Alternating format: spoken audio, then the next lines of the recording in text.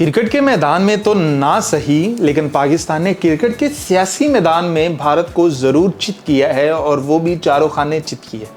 हुआ यूँ है कि एशियन क्रिकेट काउंसिल्स के जो 3 बड़े ओहदे हैं ना, उनके लिए वोटिंग होती है।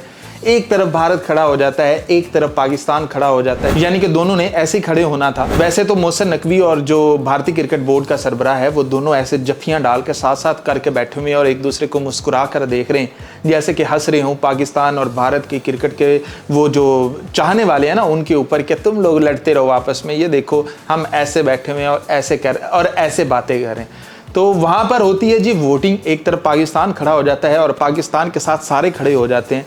एक तरफ भारत खड़ा होता है और भारत के साथ एक पनौती खड़ा होता है। पता नहीं आप वो पनौती कौन सा है, आपको बेहतर पता होगा। और वो पनौती जहाँ खड़ा होता है ना, आप समझ लो कि भाई जिसके साथ खड़ा है उनकी तबाही।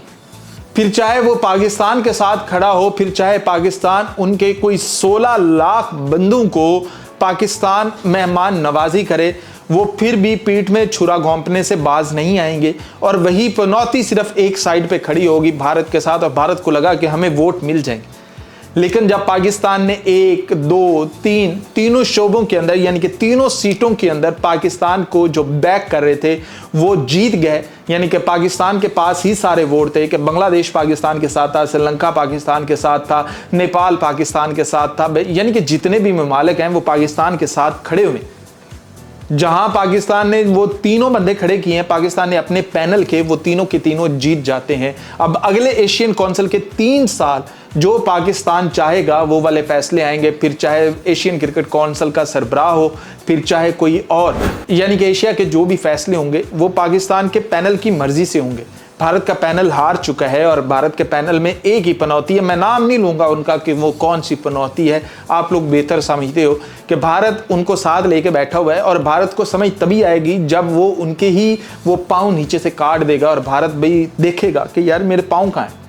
तो ऐसे ही हुआ है एशियन क्रिकेट काउंसिल के अंदर। तो उनको एक पनौतियों को फ़ायदा हुआ है कि जो उनका T20 की कोई सीरीज़ हवा में थी, पता नहीं होनी थी या नहीं होनी थी, अब वो कंफर्म हो चुकी है कि उनको वो जो T20 की सीरीज़ है वो उनके घर नहीं, भारत के अंदर ही उनको वो होस्टिंग के राइट्स मिल जाएंगे, वो वहाँ पर हो ही जाएगी।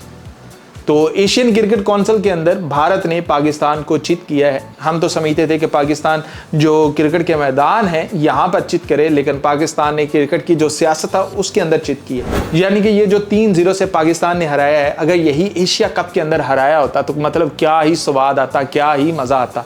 बंदा कहता कि 3-0 उधर है, 3-0 ये है, बंदा कहता है 6-0, बंदा आस्ता आस्ता 7-0 के पास पहुंच ही जाता। बंदा फिर कहता कि ये ट्रैक करो, ये 7-0 है, ये 7-0 है। वैसे कि T20 का भी जीत जाते तो हम 7-0 कहकर कह ही लेते कि यार ये होता है 7-0 हवाओं में भी और ये होता है ज़मीन के ऊपर भी। मतलब आप फिर चाहे क्रिकेट के मैदान के अंदर आ जाओ, फिर चाहे क्रिकेट की सियासत के मैदान के अंदर आ जाओ।